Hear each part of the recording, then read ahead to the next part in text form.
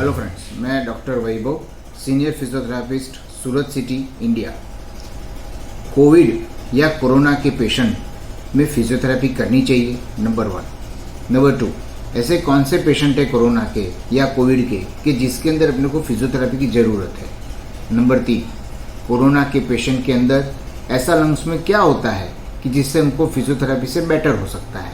Number 4, कैसे patient को physiotherapy करनी चाहिए या आपको ऐसे क्या सिम्टम्स आए तब आपको फिजियोथेरेपी की ज़रूरत है। ये सभी प्रश्न के हम एक के बाद एक आंसर ढूंढने की कोशिश करते हैं।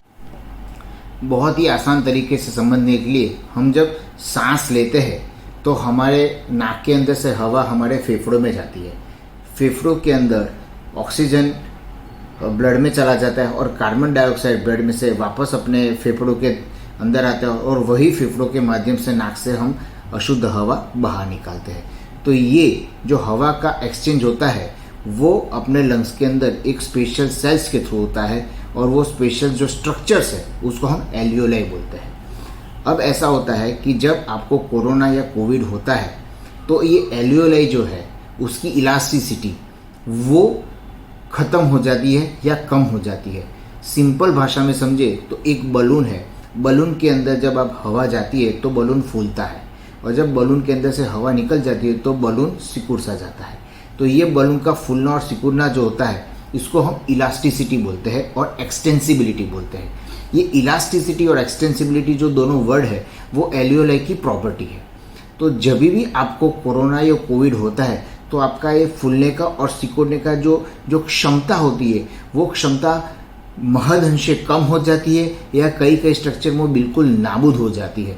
तो इसको हम फाइब्रोसिस ऑफ लंग्स बोलते हैं, जिसके अंदर आपके शरीर के अंदर जो ऑक्सीजन की लेवड़ देवड़ होती है वो उसकी मात्रा बहुत ही कम हो जाती है। पहले आप ऐसा समझ लीजिए कि अपने पास ऑक्सीजनेशन के लिए लंग का इतना एरिया है कि जिसके इतने एरिया के अंदर से बॉडी के अंदर से ऑक्सीजनेशन का आपले हो रहा है। अब कोविड के अंदर क्या होता है कि ये जो लंग का इतना एरिया है वो एरिया अभी कम हो जाता है क्योंकि बाकी के एरिया में फाइब्रोसिस होता है और इसकी इलास्टिसिटी कम हो जाती है। तो पहले क्या होता है, इतने एरिया के अंदर आपको इस तरह से ऑक्सीजनेशन की प्रक्रिया होती है। अब आपके पास एरिया तो कम हो गया लेकिन बॉडी की रिक्वायरमेंट तो ऑक्सीजनेशन की सेम है। तो फिर क्या होता है, इस तरह से आपकी सांस चलती है। तो पहले आपकी जो रेस्पिरेटरी रेट होता है वो 12 से 18 होता है पर मिनट, जो अभी धीरे धीरे बढ़ के 22, 25, 28, 30, 35 तक चला जाता है। तो इस तरह से आपके बॉडी के अंदर रेस्पिरेटरी रेट बढ़ जाता है। इस फिगर में आप देखेंगे तो आपको पता चलेगा कि जो रेड कलर का एरिया है वो रेड कलर का एरिया लंग का डैमेज्ड एरिया है या अफेक्टेड एरिया है, जिसके अंदर लंग का फाइब्रोसिस हो गया है। उस एरिया के अंदर ऑक्सीजन एक्सचेंज पॉसिबल नहीं है। अब अगर इस तरह का लंग के अंदर कोई भी चेंज आता है कोविड के अंदर या कोरोना के पेशेंट के अंदर तो अपने को क्या क्या हो सकता है वो समझते हैं। अगर आपको कफिंग आता है, नंबर 1। अगर आपको शॉर्टनेस ऑफ ब्रेथ होता है उसका मतलब है कि सांस जल्दी जल्दी चलता है। नंबर 3, अगर आपके ट्रेपेजियस मसल्स या अपर ये मसल्स है वो बार बार ऑक्सीजनेशन या गलत ब्रीथिंग पैटर्न से आपको ये दर्द होता है।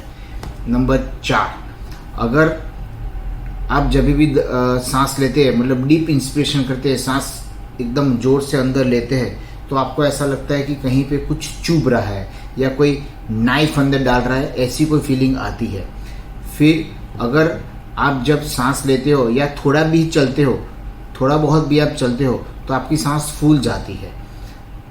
आपको जब एक्सपिरेशन करते हो मतलब जब सांस बाहर निकालते हो और आपको तुरंत कफिंग शुरू हो जाता है, या फिर आपको ऐसा लगता है कि मैं पूरी एफिशिएंसी से काम नहीं करता हूँ, मैं थक जाता हूँ, या मेरे काफ मसल पैरों की पिंडियों में दर्द होती है, या कभी पेशेंट जब सो जाता है तो सीधा सोता है, लेफ्ट साइड सोता है, राइट साइड सोता है, तो कोई भी एक पोजीशन ऐसी होती है जिसमें उसको बार बार कफिंग आता है। अगर इस तरह की कोई भी प्रकार की प्रॉब्लम है या अगर आपको इस तरह का कोई भी डिफ़िकल्टी है तो हमारी फिजियोथेरेपी आपको 100% हेल्प करेगी। फॉर मोर डिटेल्स इस नंबर पे आप कांटेक्ट करिए। Thank you so much and take care.